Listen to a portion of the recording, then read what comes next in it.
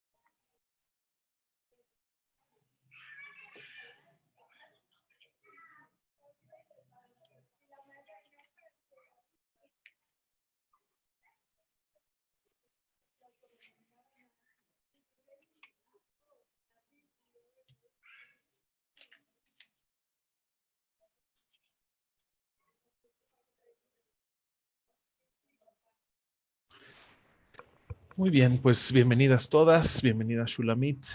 Este mediodía estamos una vez más con la doctora Shulamit Goldsmith. Gracias, Shulamit, para hablar de un tema muy interesante. Rebelde sumisa, vida y muerte de Rosario Castellanos. Shulamit, adelante. Gracias, Alberto. Buenas tardes, buenos días, buenas tardes a todos, a todas. Qué bueno vernos. Gracias a la Keile, gracias al Zoom. Estamos aquí juntos, pero a sana distancia, y espero que todos estén sanos, sanas. Y inicio con mi plática de esta semana.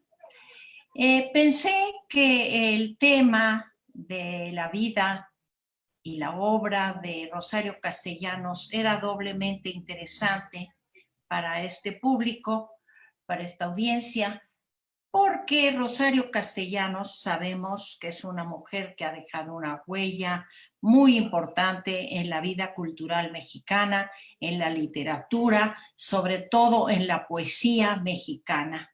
Por otro lado, también pienso que nos hace un guiño extra el hecho de que Rosario Castellanos fue una mujer que, nombrada embajadora, vivió unos años en Israel, embajadora de México en Israel, y nos dio una visión propia, muy sensible y muy cotidiana de la vida de Israel en aquellos años, en los años de la el primer lustro de los años 70 del siglo pasado. ¿Quién es Rosario Castellanos? Rosario Castellanos nació en 1925 en la Ciudad de México, pero desde muy pequeña fue llevada a Chiapas, a Comitán, Chiapas, donde su padre era un fuerte latifundista, un hacendado, digamos, para llamarle no feo, un hacendado en Chiapas.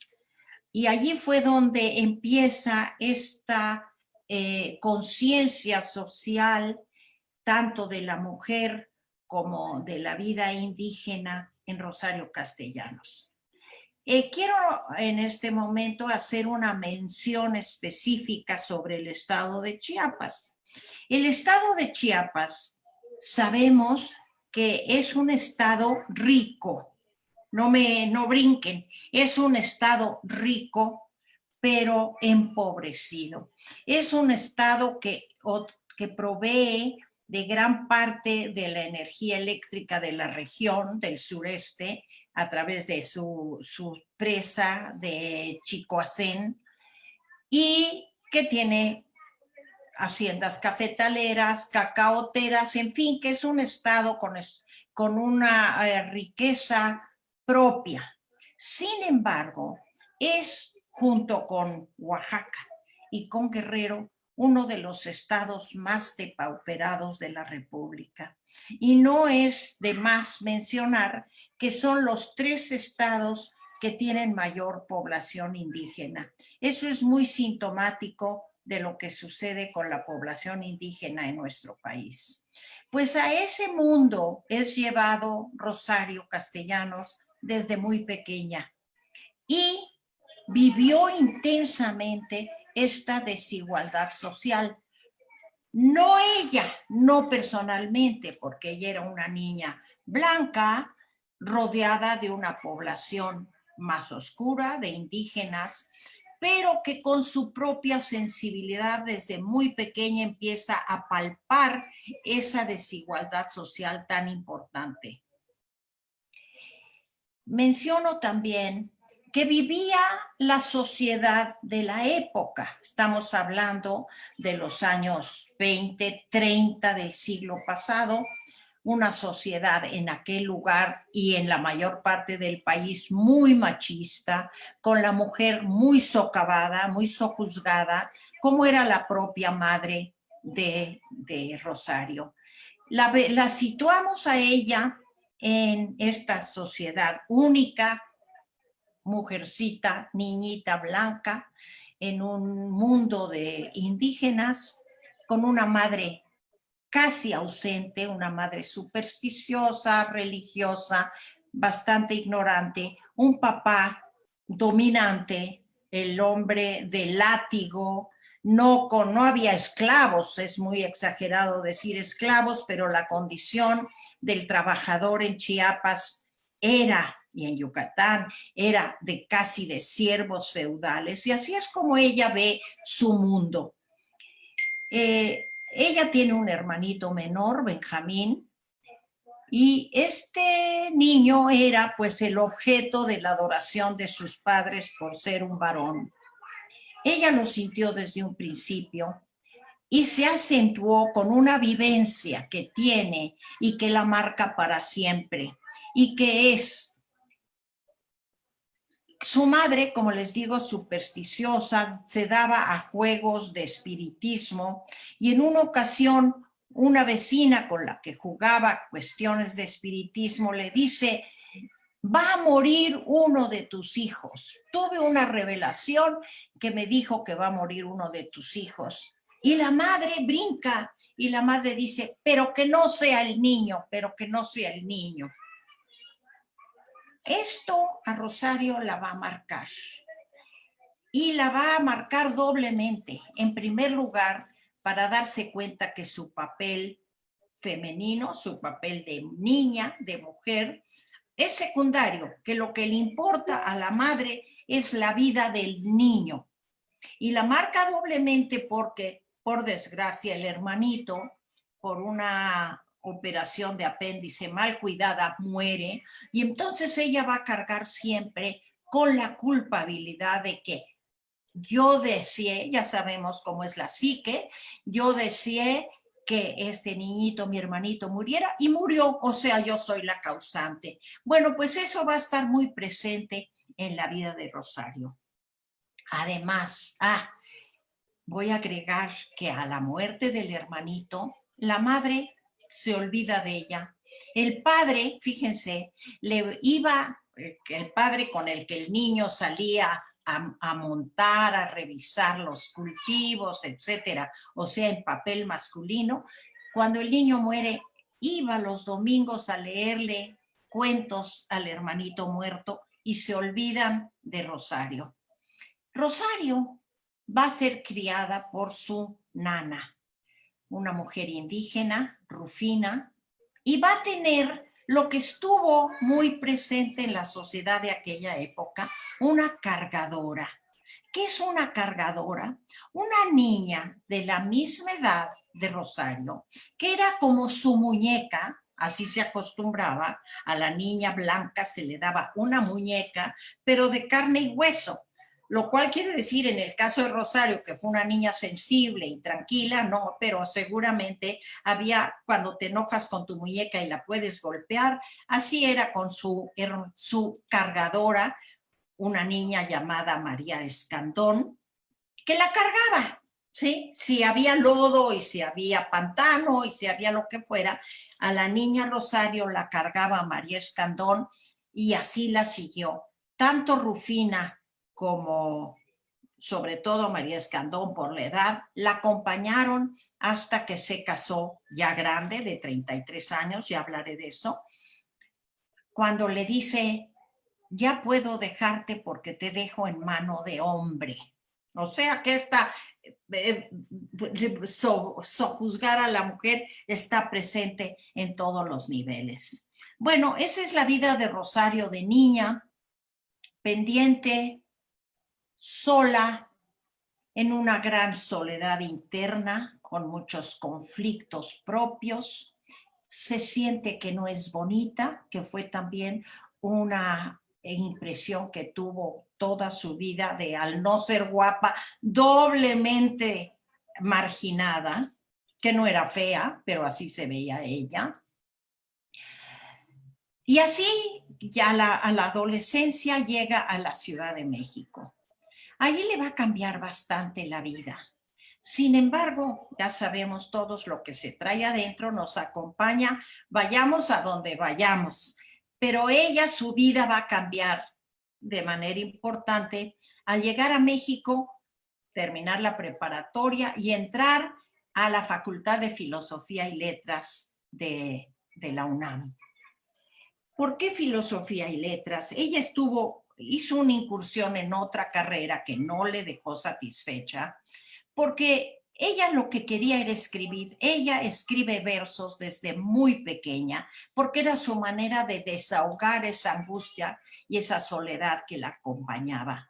Y cuando entra a la UNAM, que estamos hablando de los años 40, que de los 40 a los 60 fue la época dorada de la UNAM, ¿sí? Ella va a tener compañeros tan importantes como fueron Jaime Sabines, Juan Rulfo, Tito Monterroso, Margarita Michelena, o sea, una playa de artistas, de estrellas que van a ser sus compañeros de trabajo, sus compañeros de facultad.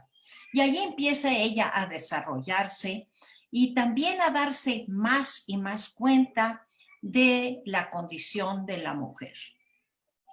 Porque adelanto que los temas básicos en la obra literaria, tanto de novela como de poesía de Rosario Castellanos, son el mundo indígena y la mujer. Sin embargo, no podemos llamarla una mujer feminista. El feminismo es otra cosa y ya también haré una pequeña explicación a mi forma de entender por qué no la considero feminista. Pues bien, hablaba yo de sus compañeros, su vivencia en la universidad.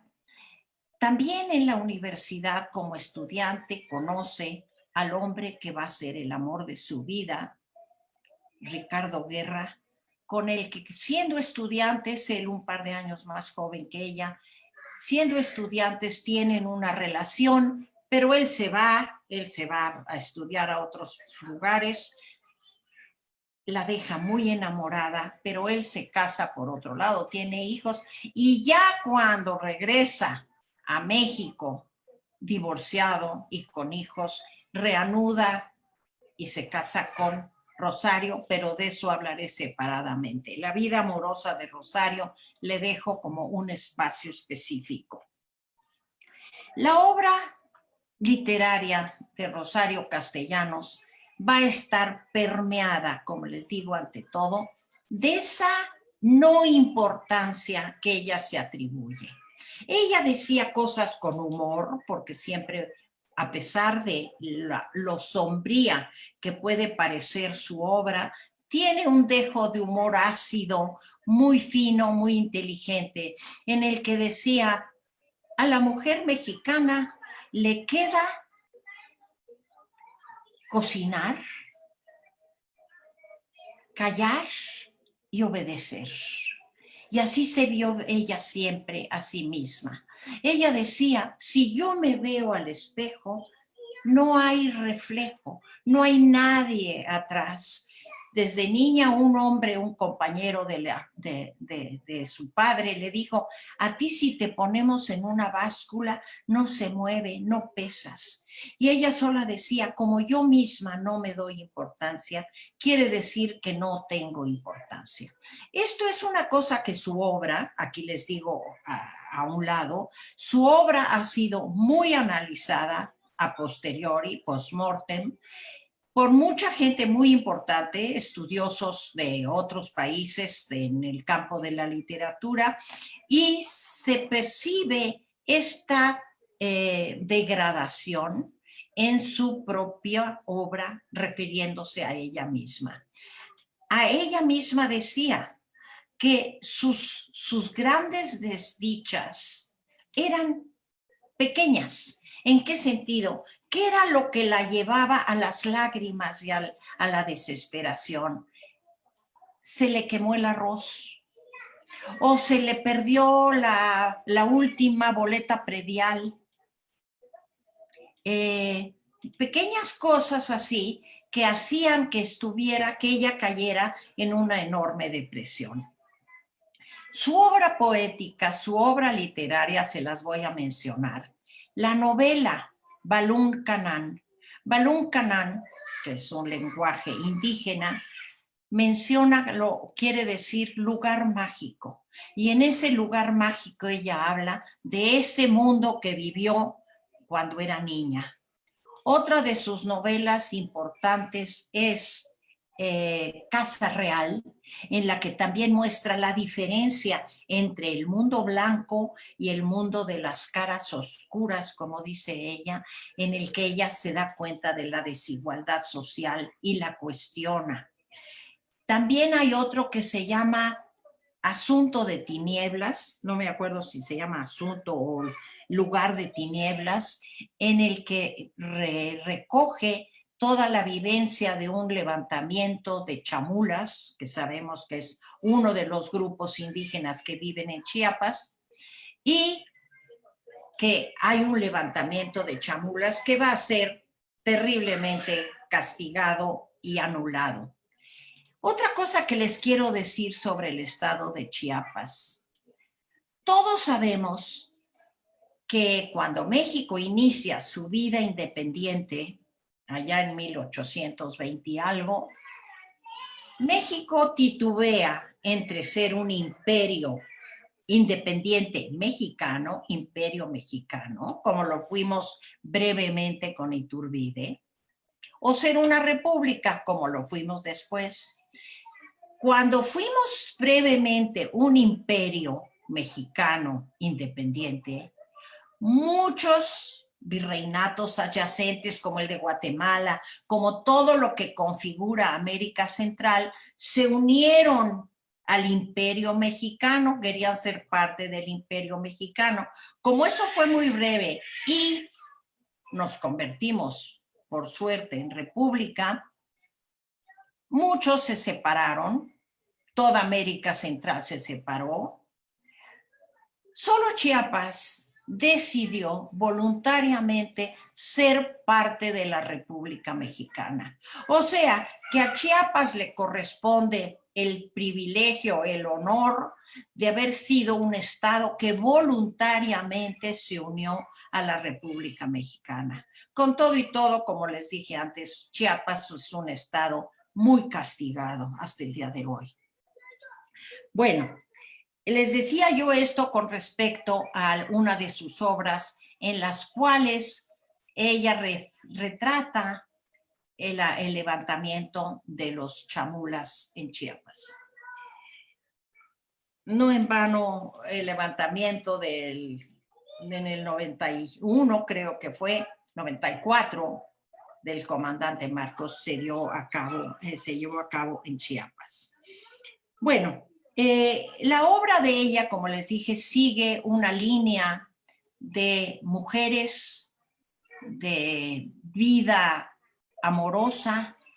Está muy presente Ricardo Guerra, con el que se va a casar cuando ya ella tiene 33 años y él regresa después de haber tenido un amorío con ella y un matrimonio fuera, y regresa a vivir, a casarse con ella a los 33 años. Podemos entender que el haber sido una soltera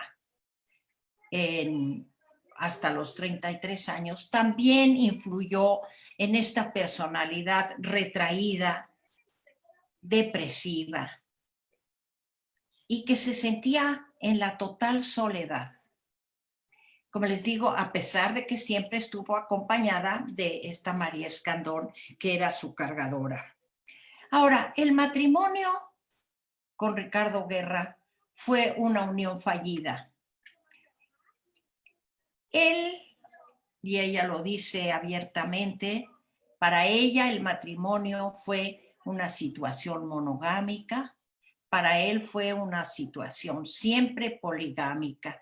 O sea que ella estaba consciente que él le era infiel y a pesar de todo, y por eso puse en el título sumisa, lo sufrió, pero era tanto el amor que le profesaba a Ricardo Guerra que lo aceptó. Y con tal de tenerlo a su lado, ella aceptó esta situación de infidelidad. Tengo por ahí muchos datos de las cartas que ella le escribe a Ricardo, porque hay una carta, hay un libro que se llama Cartas a Ricardo, en la que le dice, lo amo a pesar de todo, soy suya, haré lo que usted diga, etcétera. En eso me demuestra que hay una sumisión, a pesar de que su rebeldía por la situación de la mujer también está muy presente en su obra. Bueno, tenemos aquí que va a escribir novela, va a escribir teatro, va a escribir poesía y va a ser al principio no muy reconocida. Como les dije antes, ella sola decía, si yo no me doy importancia, nadie me da importancia, quiere decir que no soy importante. Y así la trataron muchos críticos en su momento. Decían, es bonito, es caserita su obra, pero nada como después, cuando ya ella muere, que también, como dicen, la muerte embellece, pero la muerte le trajo análisis de su obra, de la cual hablaré un poquito más adelante.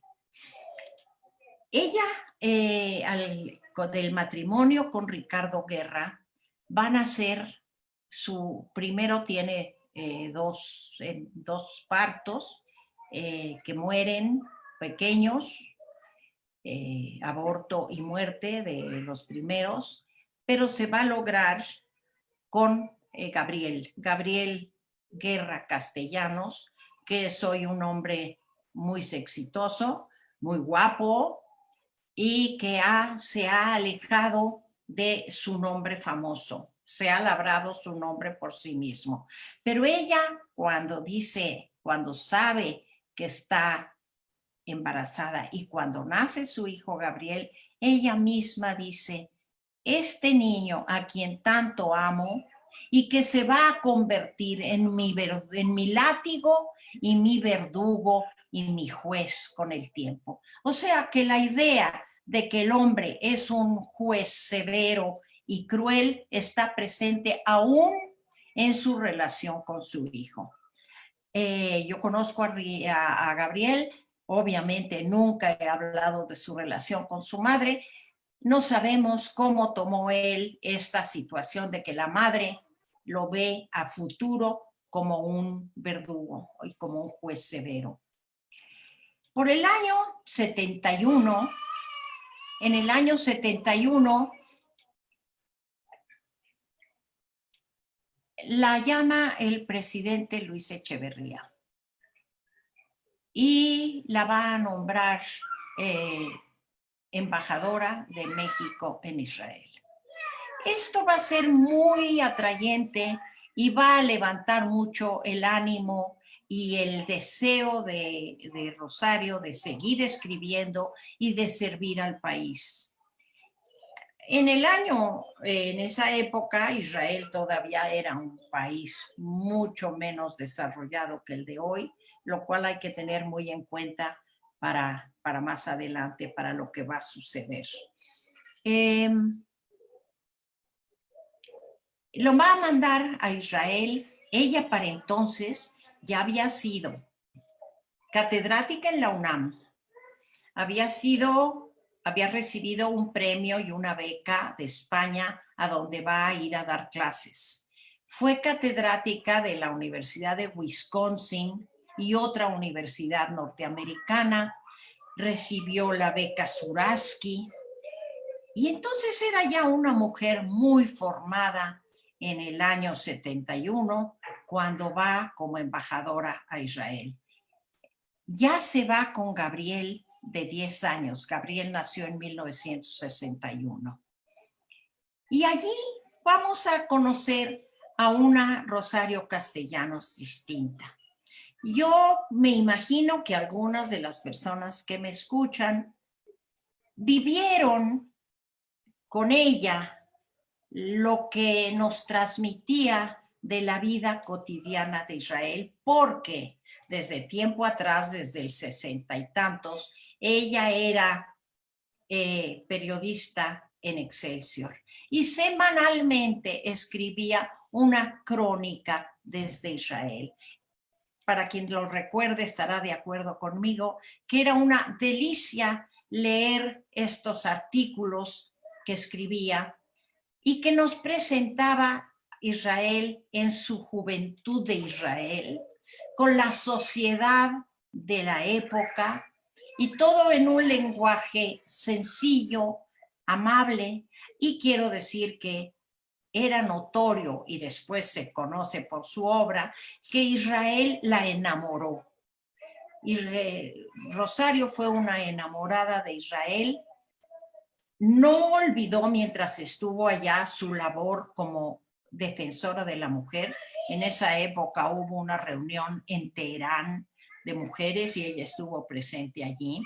Pero lo que yo quiero hablar de su estancia en Israel son esos artículos que nos mandaba semanalmente a través de Excelsior.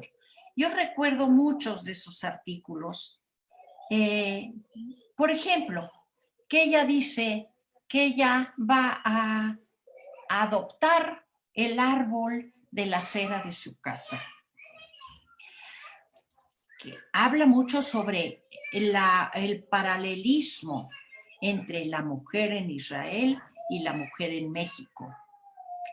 Hay un artículo que a mí me encantó en aquel entonces y que lo seguí, ahorita les platico, en el que habla que cuando terminaba su trabajo, acuérdense que vivía en Tel Aviv, porque en aquel entonces no era todavía Jerusalén la capital del Estado de Israel, ella vivía en Tel Aviv, y terminando su trabajo caminaba y pasaba frente a una tienda de juguetes.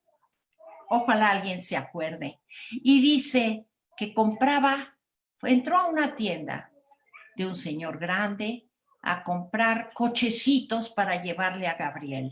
Y entonces empezó a escoger y compró varios, quería comprar varios cochecitos. Y el señor, al que le convenía que ella le comprara varios cochecitos, le dijo: no, señora, no, Giveret, no compre usted tantos cochecitos, cómprele uno, porque así el niño va a tener ilusión por ese cochecito. No lo eche a perder, ni le eche a perder al niño el gusto por el regalo de su mamá. Y ella se pregunta, ¿cómo este señor, que lo que le debe interesar es vender, se ocupa para darme un consejo de cómo ser una madre cuidadosa con mi niño y con sus juguetes? Y en fin, así ella va a nutrirnos semana tras semana con sus vivencias en Israel. Aquí va a venir el momento terrible, pero antes de eso quiero decir que obviamente la separación que ya se venía dando con su marido, con Ricardo Guerra, se va a acentuar. Ricardo en varias entrevistas dijo, quiero decir que Ricardo Guerra fue un hombre muy prominente también, muy culto, muy reconocido, que dijo: Rosario es una gran mujer, pero Rosario es A y yo soy Z. No tenemos nada en común. imagínense esto para Rosario, que lo amaba tanto y que se ponía a sus pies.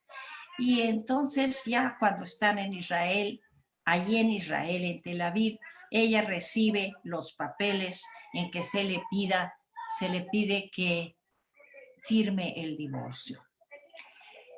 Como les decía yo, Israel no era el país tecnologizado que soy. Israel tenía, creo, 29 años de vida en aquel entonces. En el 74 va a ocurrir la tragedia de la muerte de Rosario. Rosario regresó de su trabajo, agosto en Israel, un calor tremendo, entra a la regadera, sale mojada de la regadera y quiere desatornillar un foco, una lámpara que no trabaja. Y recibió una descarga eléctrica que la electrocutó. En su casa estaba solamente su chofer, el chofer de la embajada, que llama de emergencia a una ambulancia, pero no es posible salvar la vida de Rosario, y Rosario muere en el 74. En plena juventud, tenía 49 años, en plenas funciones de ser una buena embajadora de México en Israel, y es verdaderamente un impacto muy doloroso y muy fuerte, tanto en Israel como en México. En Israel, Golda Meir extendió específicamente sus condolencias. El presidente Zalman Shazar, lo mismo. Aquí en México se traslada, se trae su féretro y va a ser enterrada en la rotonda de las personas ilustres. Antes se llamaba de los hombres ilustres, ha cambiado su nombre a la rotonda de las personas ilustres. Y fue muy sentida su muerte. Sus muchos alumnos y compañeros de la Universidad Hebrea de Jerusalén no podían con el dolor. Lo mismo aquí en México, sus colegas, sus alumnos, sus amigos lloraban, y como dice alguna de las crónicas de su entierro, la lluvia que caía se mezclaba con las lágrimas de la multitud que fue a su entierro. En Israel dejó muchos alumnos, uno de los cuales, Nahum Meged, escribió un libro muy importante sobre la vida y obra de Rosario, más que nada su obra, con un gran análisis. Y pues aquí en México se le dieron muchos honores. Quiero comentar que lo que se había mal juzgado o mini juzgado, mini analizado la obra poética y literaria de Rosario, va a tener un despertar con su muerte. Empezaron los alumnos y los colegas a revisarla y a ver en qué consiste la grandeza de su obra. Si ustedes buscan, hay muchos libros, tanto de la obra como sobre la obra de Rosario Castellanos. Como les dije, es el ejemplo de una mujer que se sintió menospreciada desde su infancia, que sintió que la época no la favoreció, porque no mucho, pero sí la condición de la mujer ha cambiado. Ella, uno de esos artículos que les menciono, decía en Israel: voy a ir de compras a las tiendas a ver la ropa que no me voy a comprar. Y luego explica: no me voy a comprar porque para lucir debería yo ser guapa y no lo soy. O sea que, a mi manera de pensar, el momento en que la madre le hace ver que ella no tiene importancia, que quien tiene importancia para quedarse con vida, para satisfacción, para alegría de los padres, es el niño y no ella, le cortó las alas a Rosario. Afortunadamente no le cortó las alas de la inspiración, porque hoy podemos vivir con su obra. Su tesis, ya presentada en Israel, lleva un título muy sugerente que nos retrata su vida, que dice, y ya lo conocemos el dicho, mujer que sabe latín. Sabemos qué significa. Mujer que sabe latín, ni encuentra marido, ni tiene buen fin. Esa fue la vida de Rosario. Sí encontró un marido que no respondió a sus expectativas sentimentales y, por desgracia, no tuvo buen fin. Dejo el tiempo que queda, Alberto, por si hay algunas preguntas.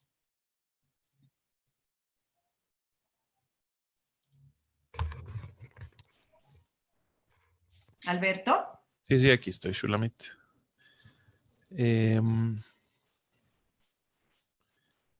A ver. Linda. Linda, ¿puedes abrir tu micrófono, por favor? Hola, buenos días. Hola, Linda. Me gusta mucho saludarte nuevamente, Shulamit. Igualmente, Linda, igualmente, gracias. Muchas gracias.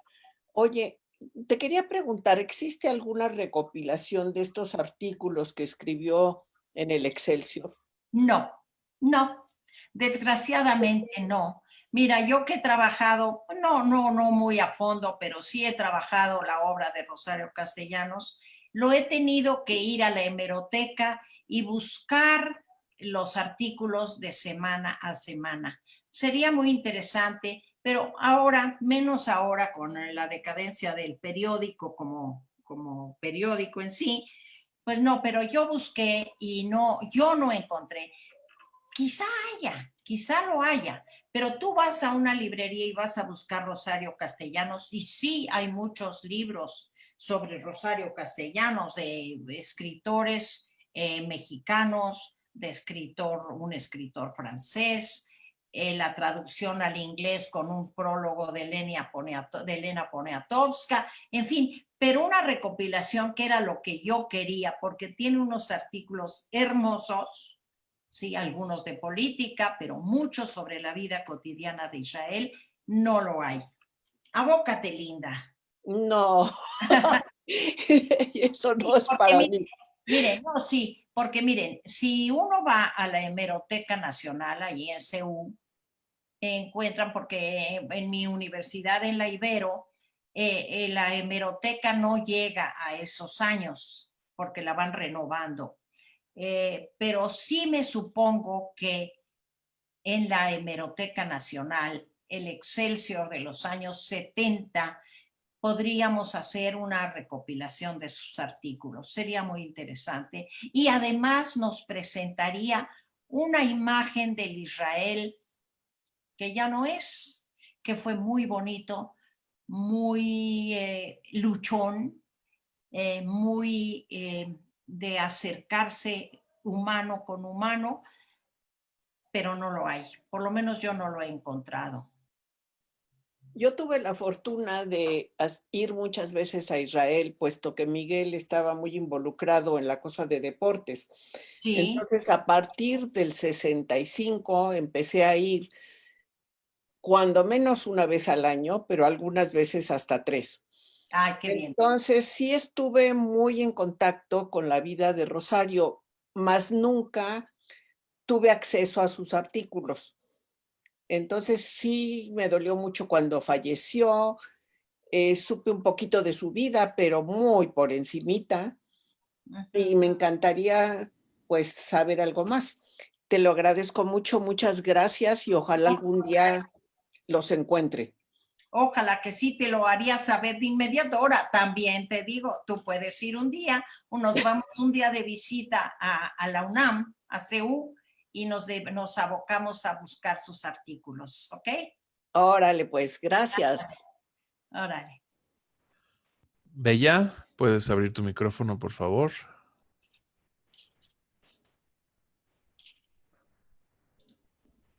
Sí, Bella. Hola, Hola. ¿Qué fue de sus papás? ¿Sus papás alguna vez vieron el éxito que ella tuvo? ¿Murieron antes? ¿Qué pasó con sus papás? Sí, mira, los padres murieron, ella tenía aproximadamente 23 años cuando muere primero la madre y el padre, don César Castellanos, y no fueron testigos, digamos, del éxito que ella llegó a tener. Ella se siente, fíjense qué curioso, ella, a pesar de haber tenido esta soledad como niña y como adolescente por esa presencia de los padres, se siente huérfana. Escribe alrededor de los 23 años que ahora sí se siente huérfana. O sea, pero sus padres ya el éxito que ella tuvo no lo vivieron. Ellos supieron que su hija, que su hija estudió en la UNAM, pero hasta allí. Ahora, ¿qué impresión le dio al padre el que la hija fuera una estudiante destacada en la UNAM?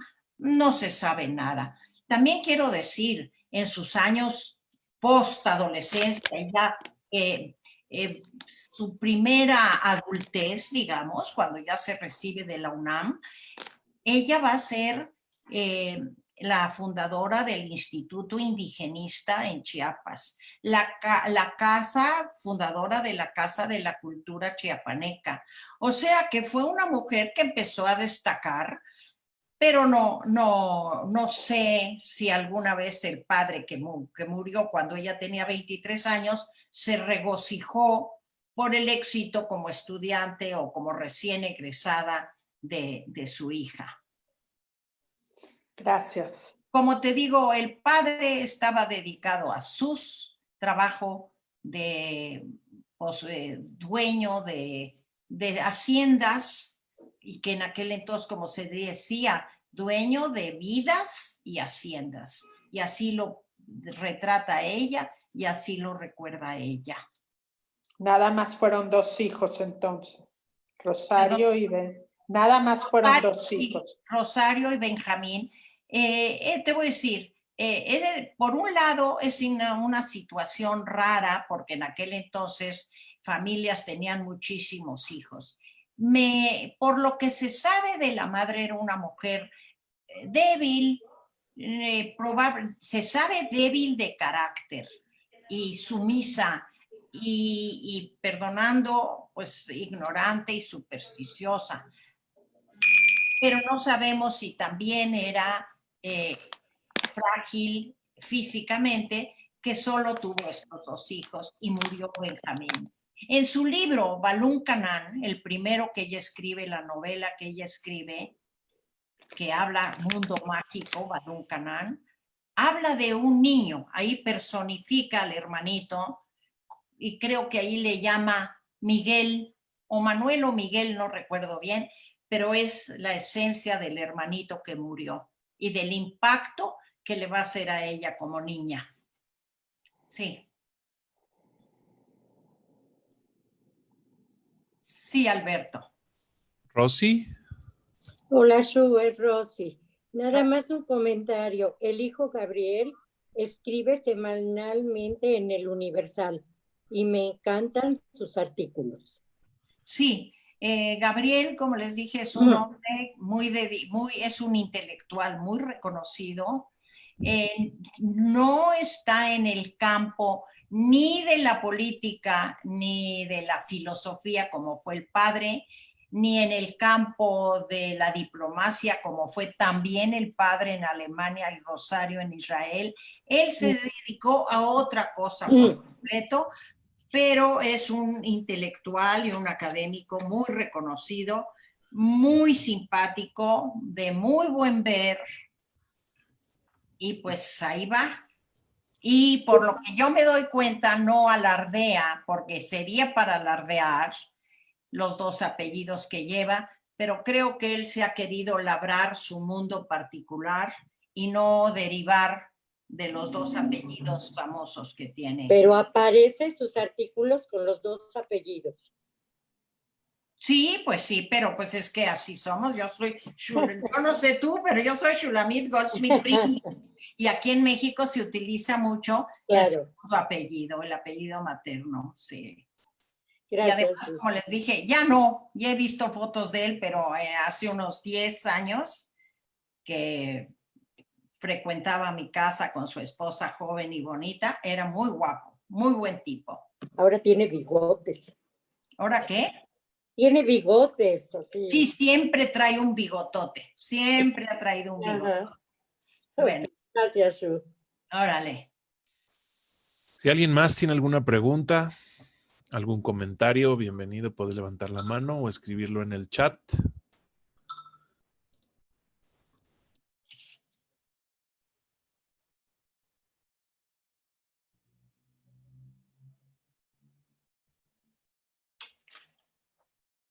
Un segundo.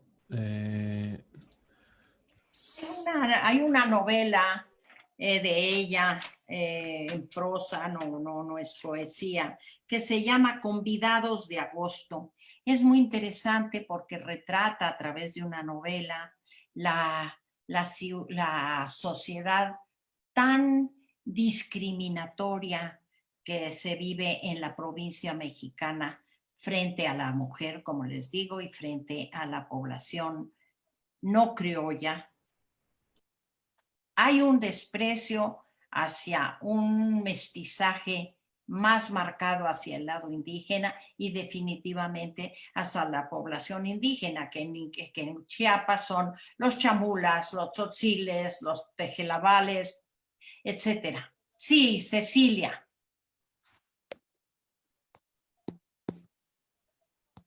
Alberto, creo que hay alguien, Cecilia. Sí. Cecilia, ya tienes abierto tu micrófono, adelante. No, nada más quiero felicitar a Shulamis porque es una gran explicadora, gran historiadora. Es una delicia escucharla. Gracias, muchas gracias, Cecilia. Muy amable. Y está Rosita Stolkin. Gracias, Cecilia. Rosita Stolkin, ¿puedes abrir tu micrófono?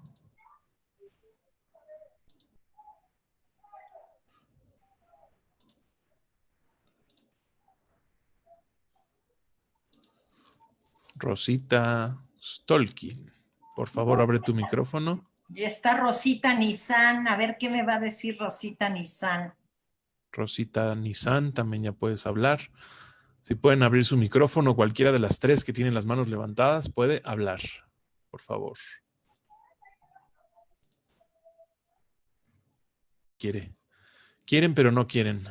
Quieren, no, sí, me gustaría mucho tanto oír a Rosita Stolkin, a Rosita Nissan, que es una gran escritora también. Me encantaría oír sus comentarios. Sí, Ahí está.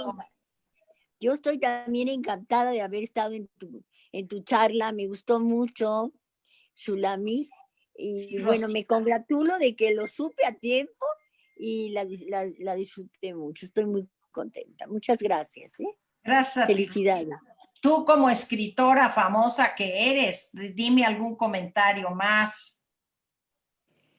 Pues mira, yo estoy feliz de oír lo que oíste, lo que dijiste de Rosario. Yo me acuerdo cuando sonó que había muerto Rosario y Golda Meir estaba por ahí, mujer admirable también, que yo la amo a la Golda. Y pues mira, recibí, anoté todo, tomé tu clase. Tuve la fortuna de tomar la clase y no nomás que me cuente Patti de los Ríos, Claro. que es tu amiga y no sé, todo lo que sea Patti. Pero Sí, estoy muy contenta, gracias. Que ahorita que mencionaste Golda, son las palabras que emitió Golda, fueron muy sentidas en su condolencia. Quiere decir que curiosamente, porque es curioso, ¿no? Que conociera la obra de Rosario, o bueno, se la hicieron saber para las condolencias que dio. Lo mismo el presidente de Israel, que en aquel entonces era Zalman Shazar, o primer ministro, y ambos sintieron mucho la muerte de Ay, sí. Rosario. Gracias, Rosita. Y Gracias. sabes que yo me voy a ir a la hemeroteca a buscar todos esos artículos de los que tú hablaste. Sí, Sí, los voy a... ¿No hay un libro publicado con todo eso? ¿No? ¿No tenemos un libro publicado sobre no, lo que hay escribía? muchos libros publicados sobre la obra de Rosario. Sí, no, pero sobre... No, sobre los artículos ya lo hablé con, Sí. con Linda Lichi. Y no, pero no, miren, yo propongo una cosa, nos vamos las que tenemos interés, Sí, apenas vamos. termine esto, con todo y tapa cubrebocas y vamos a la UNAM y luego nos Sí. tomamos un café en la cafetería de la UNAM, que sería exquisito.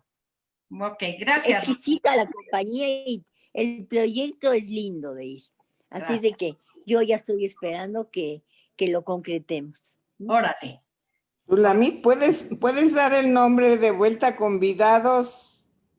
¿Cómo se llama el libro de Rosario? Mira, yo te voy a decir. La novela, la primera de sus novelas, se llama Balún Canán. Ah, sí. Ese es su primer libro. Otro libro se llama Ciudad Real. El tercero se llama Oficio, que no me acordaba el primer nombre, Oficio de Tinieblas. Hay otro que se llama Convidados de Agosto. Está el de poesía que se llama Poesía no eres tú. Está el libro de las cartas a Ricardo. Y luego su tesis, la primera de su primera tesis de la UNAM fue sobre la condición femenina y la otra la de mujer que sabe latín. Ahí ya tienes una buena cantidad de obras de Rosario Castellanos. Sí, gracias. Rosita Stolkin. Ah, Rosita, a ver, ya abrió. Rosita. No ha de servir su micrófono o algo así. Mientras te voy diciendo que Alice Rachsbaum, disfruto mucho tus pláticas, muchas gracias. Te felicita mucho también Miriam Feldman, es un gusto y un privilegio oírte, te dice. Gracias a todos, gracias. Te iba a decir una cosa yo, Shulamit, que también me inviten a mí al café ahí en la UNAM. Pero ya estás, claro. ¿Qué pasó? Claro, Alberto. ¡Qué Ahí está. maravilla! Sí. ¿Rosita? Escuché una voz, no sé si era de Rosita. Pues entonces vamos a poner fecha y así va a ser más porque nos vamos a dividir por años los periódicos y vamos a lograr hacer y a lo mejor hasta la que ILE nos los publica. ¿Qué te parece? Seguro que sí. Siempre hay que tener Bashe quería hablar, pero ya cerró su micrófono. Ya habló, Ya. habló. Es cierto, quiso saber la obra. Ya habló. Ya nomás nos falta. No se ve, pero no tengo nada que agregar. Ok, gracias, Bashe. Más que gocé mucho de la experiencia. Gracias. Muchas gracias, disfruto mucho tus pláticas, dice Rebeca. Está mal mi internet y no... Sí, Alberto, ¿estabas diciendo? Sí. Muchas pregunta? gracias a ti. Ok. Un segundo. Rosita Stolkin nunca pudo hablar. Está abierto tu micrófono, Rosita Stolkin, si nos quieres decir algo. Si no, bueno, pues no tenemos más comentarios. Dame un segundo. En Facebook, saludos, interesante tema. Nada más. Bueno, Saludos pues a todos. se nos quedó Rosita para la próxima, Rosita Stolkin. Pues muchas gracias, Alberto, muchas gracias a todos, todas, y nos vemos pronto. Oye, tenemos un último comentario. Yo también quiero ir al café, dice Raquel Sonana. También Linda Lichi, pero que sea el próximo año, dice. A Raquel Sonana, ya conocí a Raquel en vivo la semana pasada. Te mandamos un fuerte abrazo. Y nada más. Bueno, Pues muchas gracias a ti, Alberto, muchas gracias a todos, todas, y nos vemos pronto. Que esté muy bien, Manténganse Shulamit. todos sanos y con cubrebocas. Exacto, que todos estén bien, cuídense. Bye. Bye bye.